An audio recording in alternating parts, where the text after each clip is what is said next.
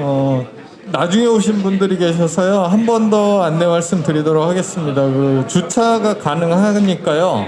그 나가시다가 그 입구 오른편에 그 차 번호를 알려주시면 주차 확인해드리도록 하겠습니다.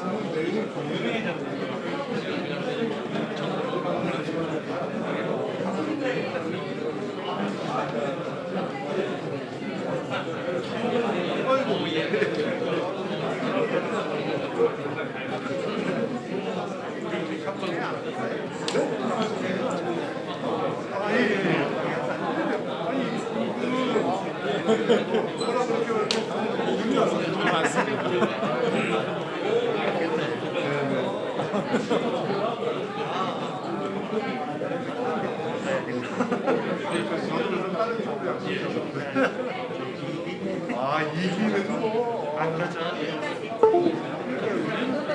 이게 안 되냐? 지금 저희 그 방송하는데 뜻밖에 없을까? 안 그래.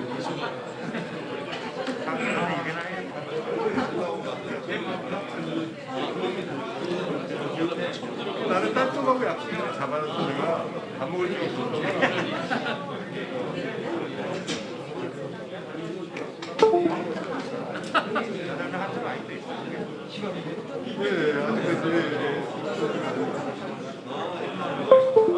우리도 사람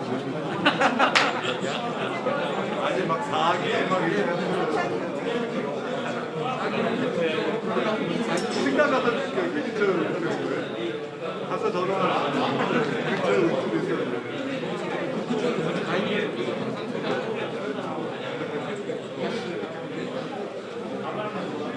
아니 안 오면서 음식이 좀 너무 맛있는 거예요. 지금 이기는 대단한 이기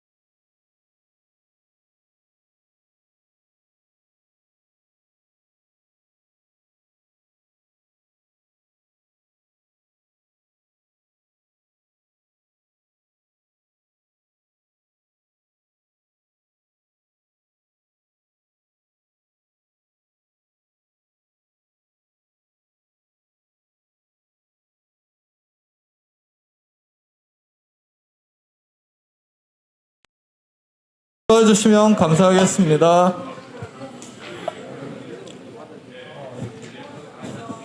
그리고 오늘 토론하신 분들 한 분 한 분 먼저 소개하는 시간 갖도록 하겠습니다. 우선 이제 저희 종합토론 좌장을 맡으신 김영우 한국강의산업학회 수석 부회장이십니다. 토론자들은 제가 간단하게 말씀할게요. 예. 오늘 저 두 분께서 정말 중요한 또 시기적으로 아주 적절한 시기에 오늘 발표를 잘 해주셨고 다시 한번 감사드립니다.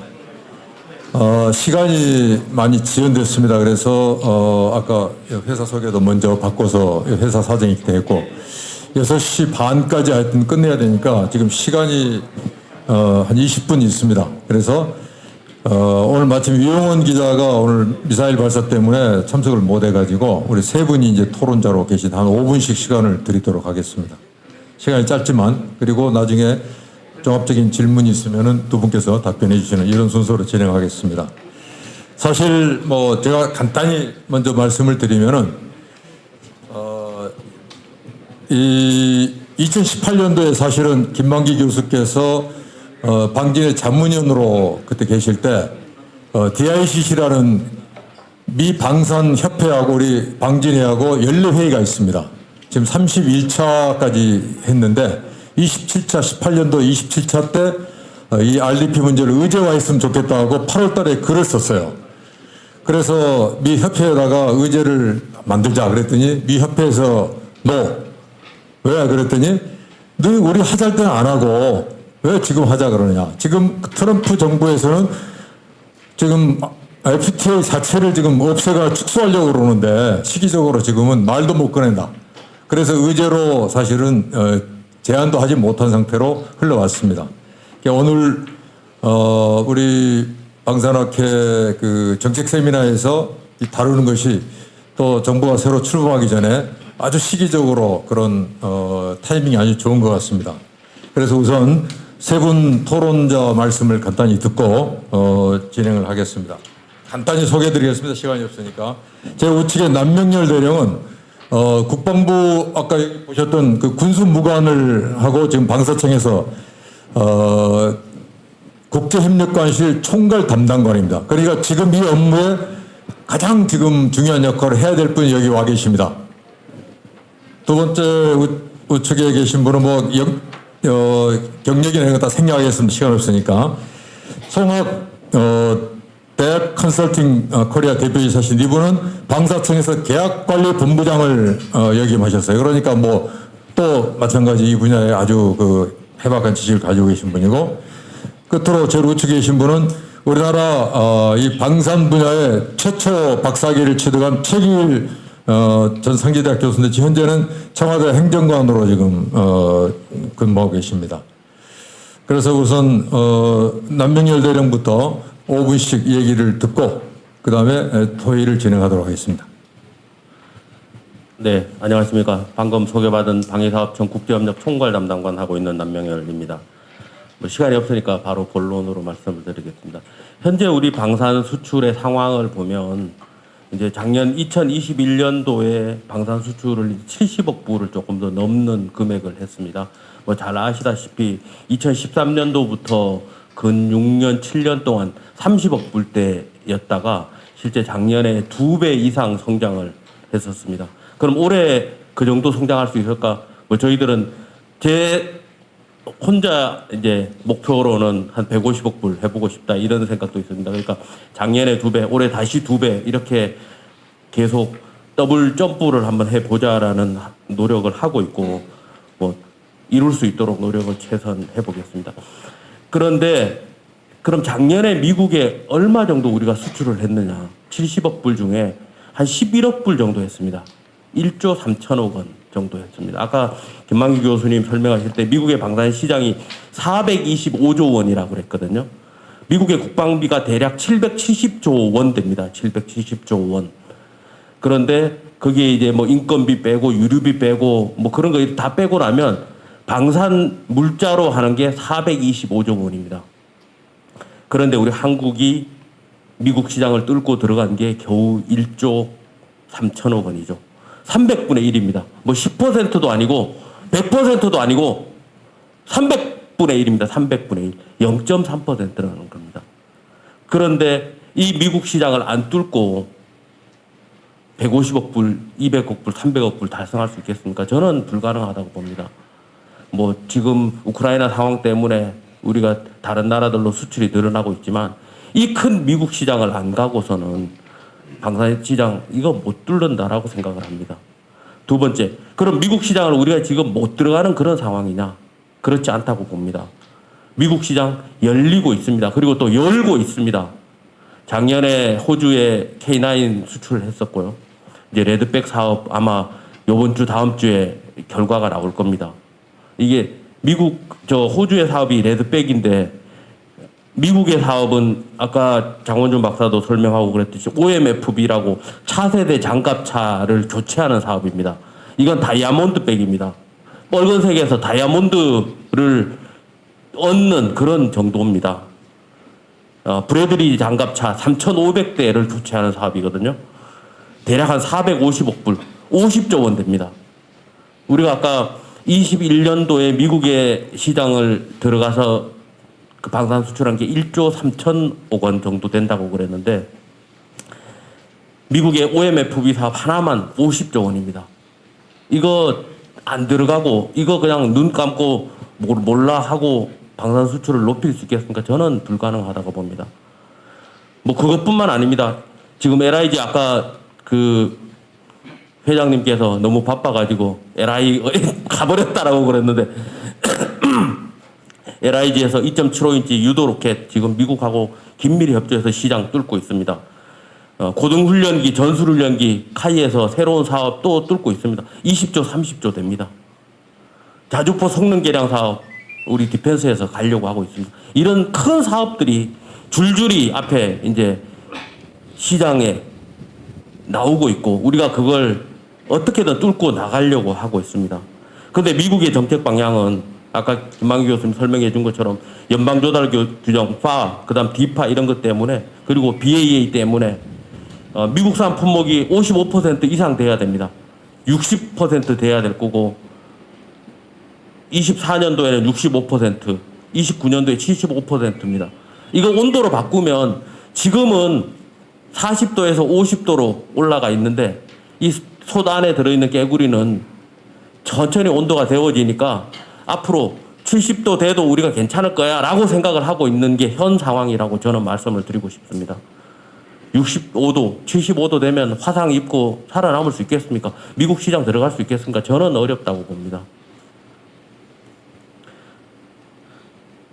자, 그래서 65%, 75% 장벽을 걷어내지 않고는 안 된다라는 생각을 하고 있고 한미 FTA 할 때 여러분들 지금도 생각하실 겁니다. 그 토마토 같은 거 막 이렇게 부어놓고 FTA 하면 안 됩니다라고 그랬지만 10년이 지난 3월 달에 미국과의 교역량 70% 늘었다라고 하고 그게 미국에 투자한 거 미국이 한국에 투자한 것보다 한국이 미국으로 나간 게 더 많다라고 결과가 나와 있습니다. 우리는 할 수 있다라고 생각을 합니다. 새로운 시장이 열리고 있습니다.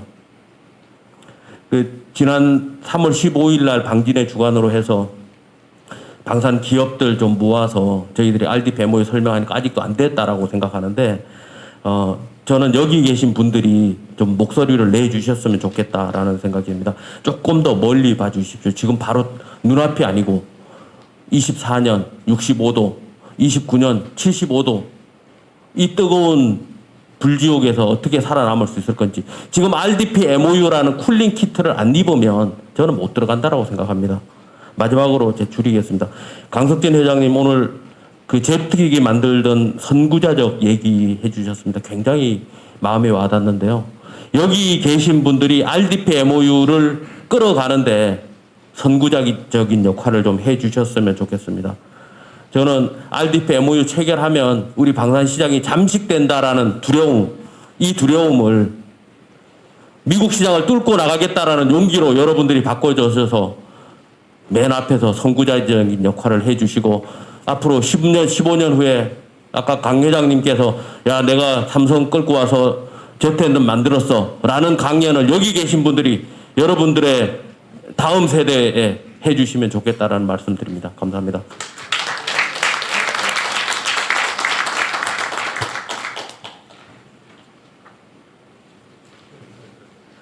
네, 소개받은 송학이라고 합니다.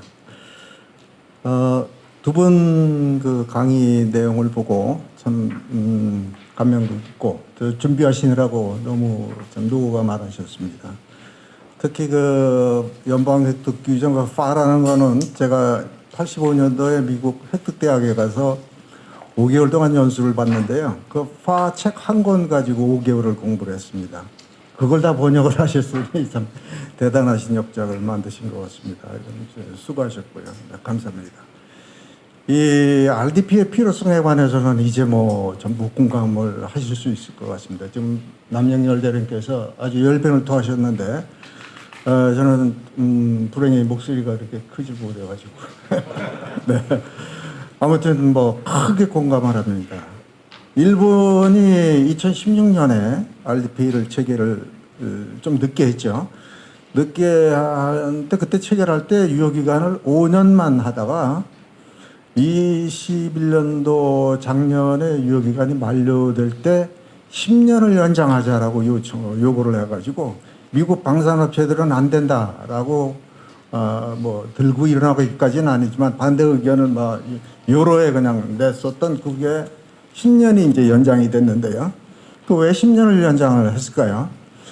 필요하니까 연장하지 않았겠습니까? 그걸 우리가 아직도 안 하고 있다는 것은 참 문제가 있는 것 같습니다. 해야 되는데 일본이 그 RDP를 연장을 하고 체결을 할 때 상황은 우리하고 조금 다릅니다. 그걸 좀 그러면 필요성은 공감을 하더라도 어떻게 하느냐 이 방법론이 매우 중요한데 일본은 그 2016년에 그 체결을 할 당시에 한 장비만 좀 예를 들면은요.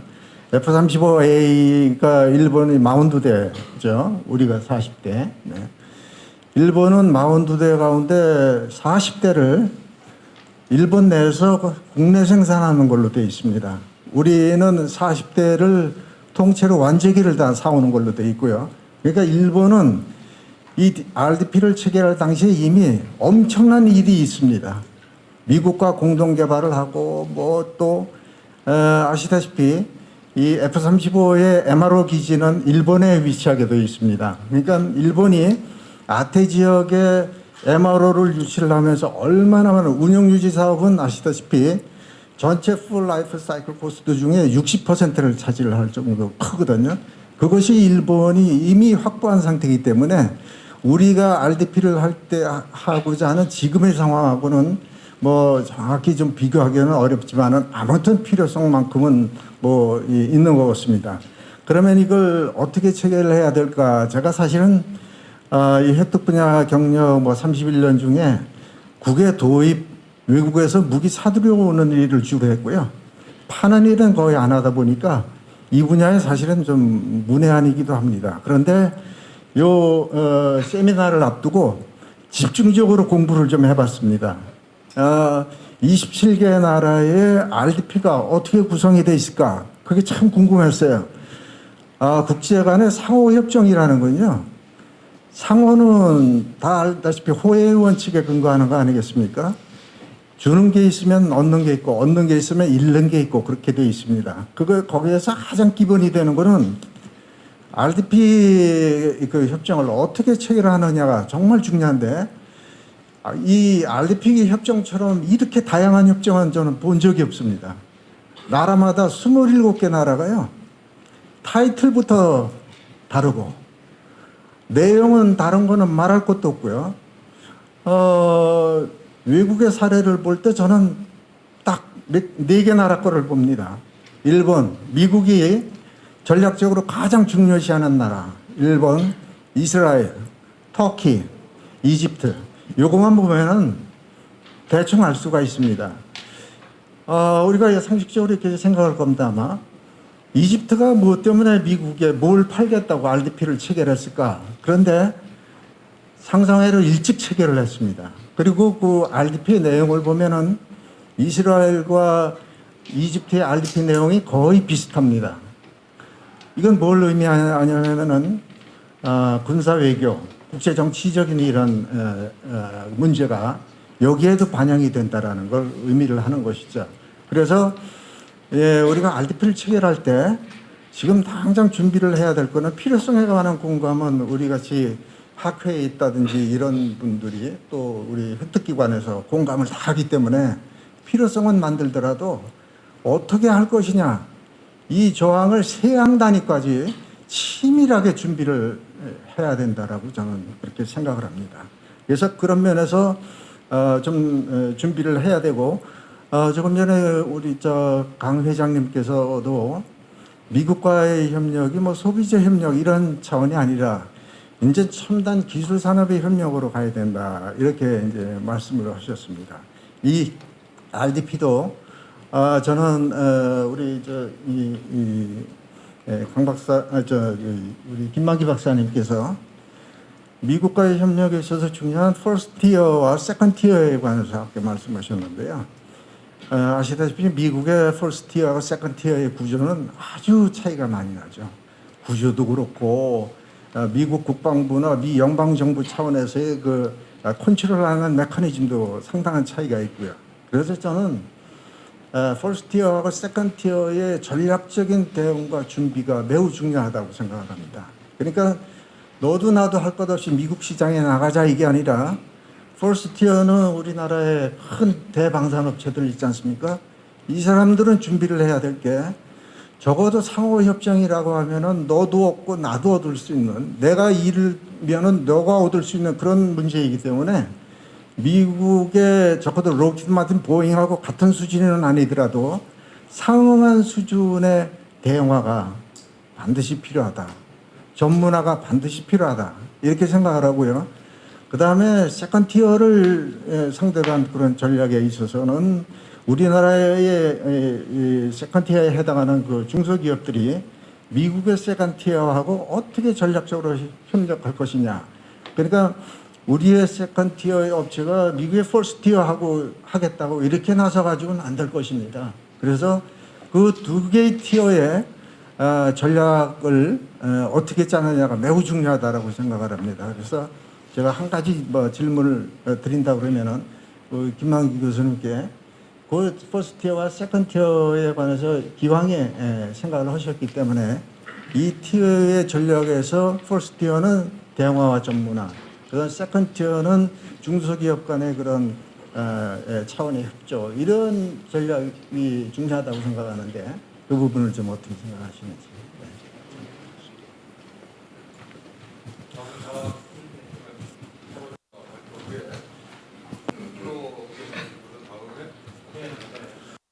예, 안녕하십니까. 상지대학교 최기일입니다. 제가 먼저 말씀드리기에 앞서 양해를 사전에 구하는 게 맞을 것 같아서 말씀드리는데, 제가 후유증으로 최근에 한 2년여간 여러분들도 그 코로나 포비아에 시달렸을 텐데, 제가 불과 열흘 전에 코로나 확진이 됐습니다. 이제 그 코로나 포비아에서 제가 해방이 될 수 있어서 마음이 얼마나 후련한지 모르겠는데, 다만 지금 약간 목 상태가 안 좋아서 중간에 말씀드리다가 혹시 목이 잠기면 여러분들 좀 양해를 구하고자 사전에 먼저 말씀드렸습니다. 자, 앞으로 이제는 바야흐로 뉴노멀 시대입니다. 뉴노멀은 여러분도 아시다시피 이제 새로운 시대의 새로운 기준과 표준을 말하는데, 이러한 뉴노멀 시대에 있어서 우리가 한번 고민해봐야 할 부분이 뉴 디펜스 시대라는 점입니다. 제가 말씀드린 뉴 디펜스라 하면 이제는 기술, 경제, 그리고 산업이 삼위일체가 되는 세 마리 토끼를 우리가 잡아야 하는 그러한 시대적 환경에 직면해 있습니다. 오늘 우리가 논의했던 그 큰 주제는 첫 번째 한미 간의 방산 동맹, 그리고 이러한 한미 방산 동맹의 협력 체계를 RDP를 통해서 구현하고자 하는 그러한 부분을 우리가 얘기를 했는데, 상위에 가장 핵심이 되는 키워드는 바로 경제 안보입니다. 여러분도 아시다시피 종래의 안보 위협에 이제는 새로운 신기술 또는 식량 안보 또는 에너지 안보라고 하는 신흥 안보 위협 속에 우리가 직면해 있습니다. 이러한 신흥 안보 위협에 가장 중요하게 대두되고 있는 개념이 바로 경제 안보가 되겠습니다. 제가 국내 방위 산업에 대한 연구를 하면서 최근까지도 자주 좀 흔히 인용하는 말이 있는데, 우리 대한민국 방위 산업이 장차 거대한 퍼펙트 스톰에 직면하게 될 것이다. 제가 이런 말씀을 많이 드렸거든요. 아시다시피 우리 한국 방위 산업은 1970년대부터 오늘날에 이르기까지 반세기 동안 눈부신 발전을 거듭해 올 수 있었습니다. 앞으로 이러한 퍼펙트 스톰을 우리가 예방하기 위해서는 그 내수 수요에 대한 감소와 그리고 적극적인 해외 방산 수출에 대한 부분을 우리가 전략적으로 고민해 봐야 될 것이다. 그런 차원에서 제가 거대한 퍼펙트 스톰이 몰려오는 것에 대한 말씀을 드렸습니다. 오늘 우리가 이야기하고 있는 RDP에 대한 시작은 사실 한미 FTA로부터 시작합니다. 여러분도 잘 아시겠지만 2005년도부터 시작됐던 한미 FTA가 극적으로 타결됐던 시점이 2007년이었습니다. 참여정부 시절이었던 노무현 정부 시절을 거쳐서 이명박 박근혜 정부 그리고 현 문재인 정부에 이르기까지 사실 RDP에 대한 논의는 줄곧 이어져 왔지만 그동안의 여러 가지 이유로 김만기 교수님께서도 지적해 주셨지만 사실 추진이 많이 미흡했습니다. 하지만 이제는 때가 됐다. 이제는 그 시기가 무르익었다고 저도 생각을 합니다. 그래서 이러한 RDP 추진에 있어서는 우리가 두 가지 준비를 해야 될 것 같습니다. 첫 번째, 전략적 판단과 그리고 기민한 접근이 필요하겠습니다. 그 전략적 판단이라는 것은 사실 RDP와 같은 한미 상호 국방 조달은 일종의 통상이나 교육 측면에서 바라볼 수 있는데, 이 통상과 교육의 특성은 기본적으로 배타적인 특성과 그리고 상호 경합성이라는 특성이 있습니다.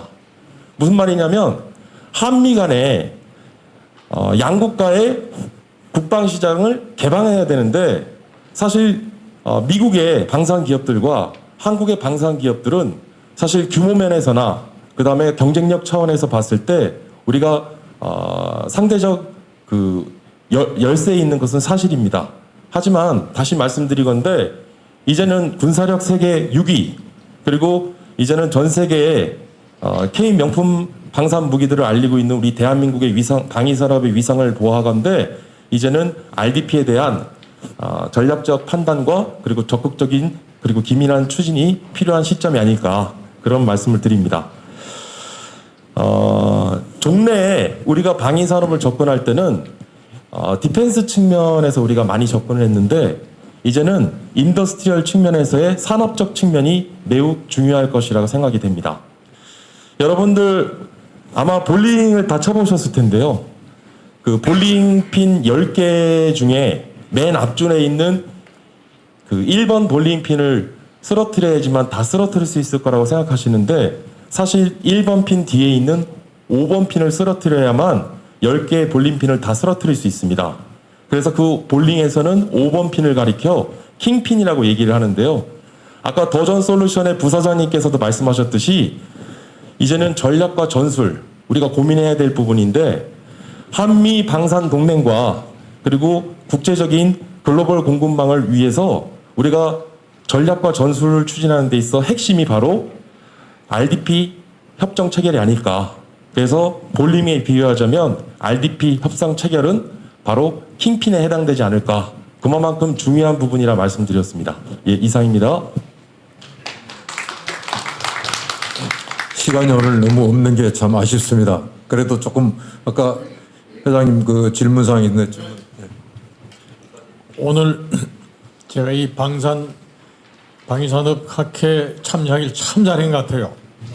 여러분들 발표하는 거 보니까 제가 굉장히 걱정했던 그 미래에 대한 거에 대해서 방향을 아주 확실하게 지금 이야기하시는 것 같아요. 오늘 첫 번째 발표하셨던 김만기 교수님 또 장원정 전 원장이 두 분 다 한미 RDP MOU의 중요성에 대해서 아주 굉장히 강조를 하셨고, 또 방금 얘기하신 그 토론자님도 얘기하셨고, 또 남명열 그 토론자님도 그 얘기하셨는데, 왜 아직까지 한국과 미국이 한미 방위 동맹 국가인데, 아시아에서 유일하게 한미 그 방위 동맹 국가인데 왜 한국은 다른 40개, 30개 국가가 다 미국하고 RDP, MOU가 체결이 되는데 왜 한국이 이때까지 빠졌느냐? 난 지금 오늘 여기 와서 처음 알게 됐어요. 놀라운 얘기입니다. 그래서 그동안 전 정부가 중국 눈치 보느라고 한미 간의 방위 뭔가 공동 뭔가 훈련 이런 것까지 눈치 보고 했었는데 아마 중국 눈치 보느라고 미국하고 한미 RDP MOU를 체결하지 않는가 이런 걱정까지 되는데 반드시 앞으로 해야 된다고 생각해요. 특히 한미 RDP를 하게 됐을 때 한국이 과거보다는 훨씬 더 이제 미국 시장에 들어가기 유리하게 된 것이 앞으로 미래 미국 방위 산업은 AI라든지 디지털이라든지 AI라든지 이런 분야가 깊이 관여가 되는데 한국이 AI나 디지털이나 이거 말하자면 빅데이터 조금 강한 나라거든요 지금. 그렇다면 한국이 이때까지는 방위 산업이 취약한 작은 중소기업들이 많아서 미국에 못 들어간 수는 있겠지만 이제는 앞으로는 AI나 뭔가 빅데이터라든지 디지털 이런 분야는 우리나라의 대기업보다 중소기업들이 강한 기업이 많아요. 그렇다면 우리가 방위 산업이 여기하고 연결이 돼서 미국에 들어가서 굉장한 시장을 개척할 수 있는 좋은 기회가 될 거라고 생각해서 여기에 있는 우리 학회 여러분들이 방위산업청을 설득을 해서 이제 더 이상 미루지 말고 아주 금년 상반기에 반드시 하도록 그렇게 하는 게 좋을 것 같아요. 특히 지금 신정부는 미국하고 이 방위산업에 대해서 아주 강력히 강조하고 있으니까 대통령 당선자가 아마 이거 하는 거에 대해서 절대 반대하지 않고 받아들일 것 같아요.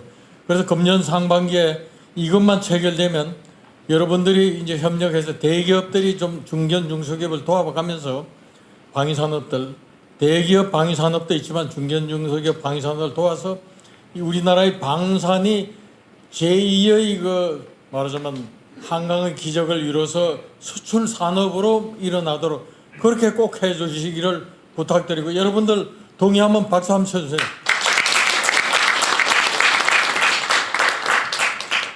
꼭 그렇게 되도록 부탁합니다. 예, 감사합니다.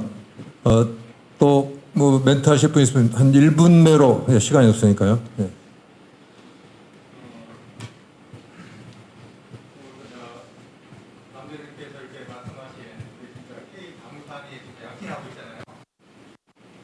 이제 그런데 비해서 저희들의 인프라 수준들이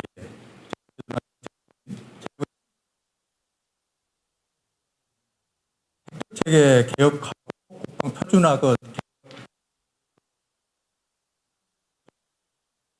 하고 있고요. 네.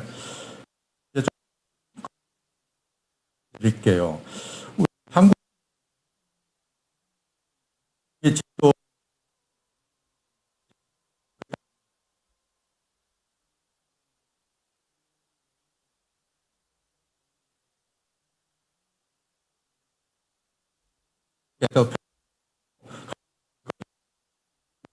없는 상태에서 그러다 보니까 아무래도 이제 공급망 체계라든가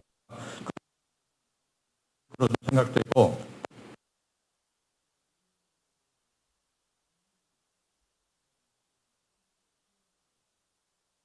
그것들이 이게 사실 돼주면은 미국이 지금 하고 있는 거를 우리 해서 이거 비슷하게 해주면은 나중에 그 중소기업 이거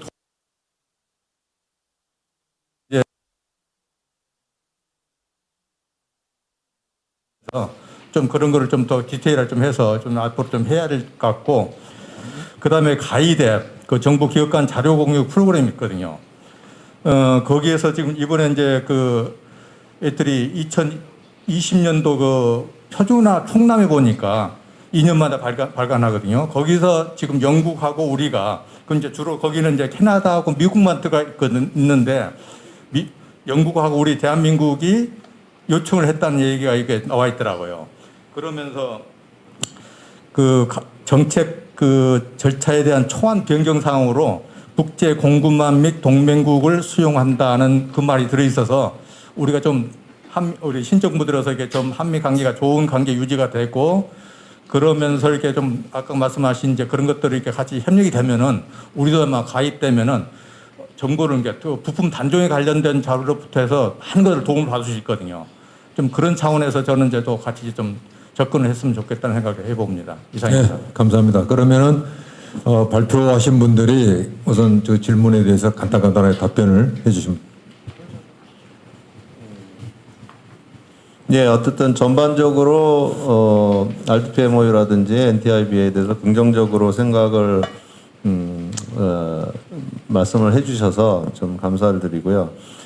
제가 이번 보고서를 만들면서 이제 CSIS 측하고 좀 이제 의견 교환을 좀 했습니다. 이제 좀 말씀을 드리면, 지금 만약에 이제 한국하고 미국이 RDPMO라든지 NTI를 체결을 한다면, 양국 간의 그 레베뉴 매출은 상당히 이제 증가할 것으로 보면서 실질적으로 RDPMO가 체결이 되더라도 이 실질적인 케이스 바이 케이스로는 또 일부와 상당한 이제 악유가 있을 것이다라는 얘기를 합니다.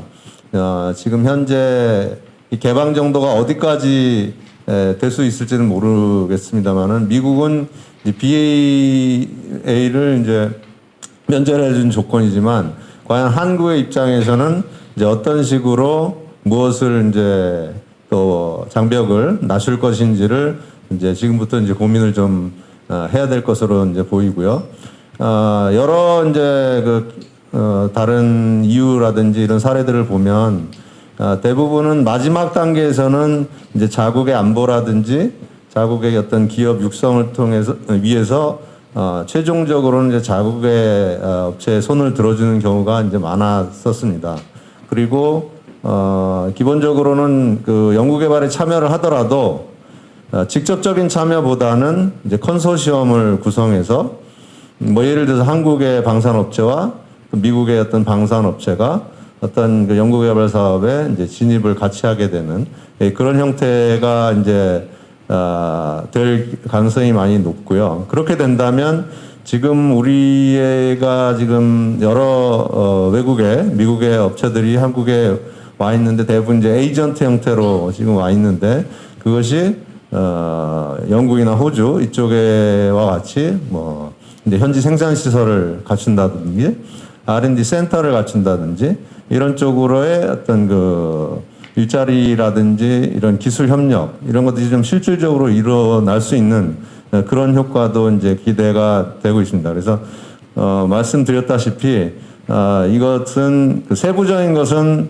뭐 여러 가지 악유가 있습니다만은 CAS 측에서도 레코멘데이션 한 바와 같이 조금 조만간에 이런 협상을 시작을 해서 우선 MOU를 체결하고 여러 가지 그런 문제들은 서로 상의하고 협의를 하면서 이제 줄여간다면 중장기적으로 대한민국 방위산업의 어떤 그 전환점이 될 수 있을 것으로 생각합니다. 이상입니다.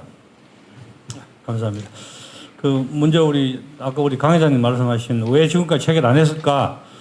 저도 되게 궁금했습니다. 그래서 2018년에 아까 우리 장관님 말씀하신 것처럼 그때 당시 참석했던 대원 티어 1, 뭐 보잉, 럭키드 마틴, 레이티온, GE, L3 담당자들하고 다 개별적으로 의견을 물어보는 10사람 중에서 8사람이 8개 회사가 미국은 RDP 하는 게 좋겠다고 했습니다. 왜냐하면 그 사람들은 RDP를 하면 자기들이 서플라이 체인 매니지먼트 할 때 훨씬 더 유리하니까 우리 밥 먹고 사는 걱정하는 게 아니라 그런 반면에 지금까지 보면 아까 보셨던 2012년에 저희가 미국과 17장의 예정을 만들 때 우리 쪽에 너무나 미국의 국방부의 조달에 관련된 정보나 전문가가 너무 없었다.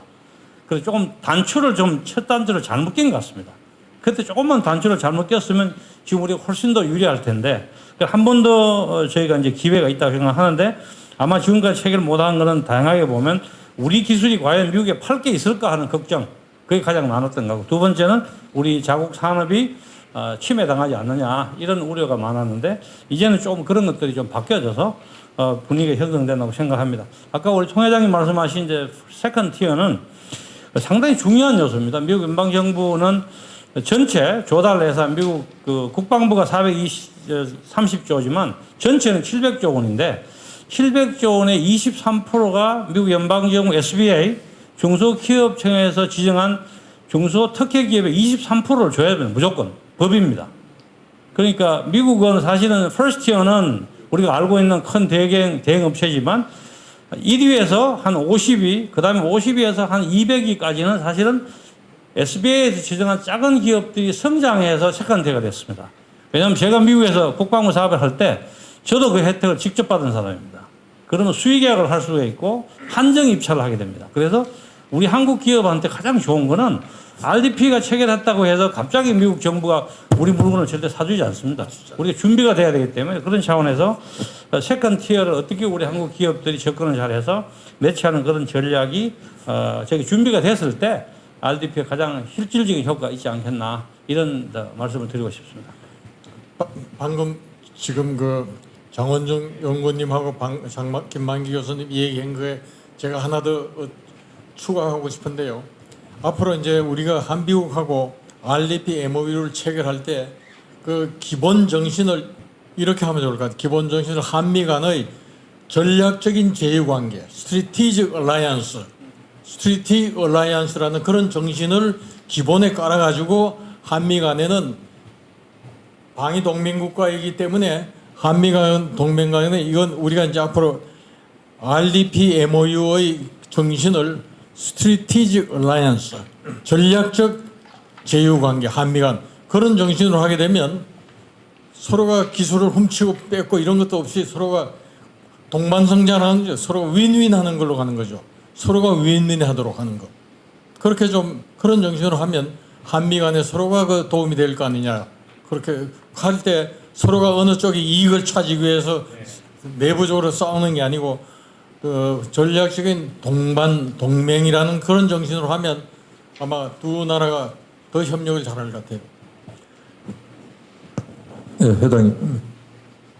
오늘 이렇게 이제 얘기를 하다 보니까 진짜 너무 시간을 짧게 잡고 막 주마간산처럼 하는 기분이 들어가지고 내용은 심각하고 빨리 지금 해야 될 것 같은데 빠른 시간 안에 아까도 얘기했지만 우리 이제 한미 방산협력 연구회도 학회에 이제 조직을 해서 한다고 그랬는데 빠른 시간 안에 오늘 같은 이런 형태든지 간에 다시 한번 세미나라든지 이걸 가져서 조금 더 이제 그 구체적인 대안도 제시하면서 우리 방위사업청이나 국방부 정부 차원에서 추진하는 데 도움이 될 수 있도록 그렇게 할 거니까 오늘 여기서 다 끝보겠다 이렇게는 안 하셔도 될 것 같아요. 오케이. 예, 그러면은 뭐 아쉽지만 결론을 맺고 오늘 모든 세미나를 끝내도록 하겠습니다. 제가 끝내면서 한 두 가지를 제안하겠습니다. 우선 하나는 이제 RDP 필요성이나 우리 현상에 대한 것은 다 이제 오늘 공감을 하셨는데 이 공감대를 어떻게 확산시키느냐 하는 건데 그 방법론으로 먼저 우리 방사청에 제가 요청하고 싶습니다. 작년에 제가 전화 한번 드렸듯이 방사청에서 이 문제를 지금 청의 입장에서 분석해서 이걸 대처해 나가기 굉장히 어렵습니다. 그러면은 지금 우리 김만기 교수님 오래전부터 공공조사센터를 만들어서 해오고 있거든요. 또 학회에서도 지금 협력연구회를 지금 발족을 했습니다. 그러면은 여기에서 좀 용역을 줘가지고 작년에 제가 김 교수님한테 요청받기를 조금만 영역만 고리만 만들어주면은 카이스트에서 예산을 확보해가지고 연구하겠다 하고 저한테 제안을 했어요. 그러니까 그거 고리를 좀 만드실 수 있는지 모르겠지만 좀 검토해가지고 빠른 시간 내에 그래서 아까 지금 나온 이런 것들을 어떻게 프레임을 만들어서 우리가 대처해 나갈 것인가를 연구하는 그 시작을 바로 했으면 좋겠다는 걸 먼저 제안드리고요. 두 번째는 18년도에 제가 미 협회에 타진했을 때 노 하고 했는데 최근에 방진회에서 그 아까 얘기 들으니까 업체들을 14개 업체를 모아서 의견 들으니까 다 부정적이에요. 왜? 시장 잠식 때문에. 모르니까. 그래서 이거를 방진회가 안상남 부장 없습니까? 안부장이 아까 왔던 안 보이는데 제가 방진회 상금 부회장한테 개인적으로 가서 이번 의제로 포함시켜서 빨리 의제로 포함시켜라. 10월 달에 이번에 워싱턴에 가서 하는 32차인가요? 회의가 지금 예정돼 있으니까 의제가 어떻게 됐는지 보고 일단 협회 간에 이 문제는 얼마든지 토의할 수 있으니까 방사청에서 좀 관심 가지고 의제로 아까 얘기한 D팀 밑에 있는 DICC입니다. 이건 미 협회 간에 양 협회 간에 이런 문제를 토의해서 니틱에 보고하도록 돼 있는 굉장히 좋은 지금까지 한 30년을 쭉 연례회의를 해왔던 협의체니까 거의 공론할 수 있는 기회가 한 번 있다. 그리고 방사청이 주관이 되든 아니면은 학회가 주관이 되든 또 아까 말씀하신 그 자리를 빨리 만들어서 우리 회원사들 우리 회원사들이 와서 좀 이 내용을 공유하고 필요성을 같이 느끼면서 같이 협조해서 우리의 스탠스를 구축을 하는 게 제일 중요하거든요. 그런 작업을 하는 그런 계기가 오늘 됐으면 하는 바람이고 그렇다면 오늘 이 정책 세미나는 대성공이라고 저는 감히 말씀드리고 싶습니다. 장시간 동안 너무 감사합니다. 이걸로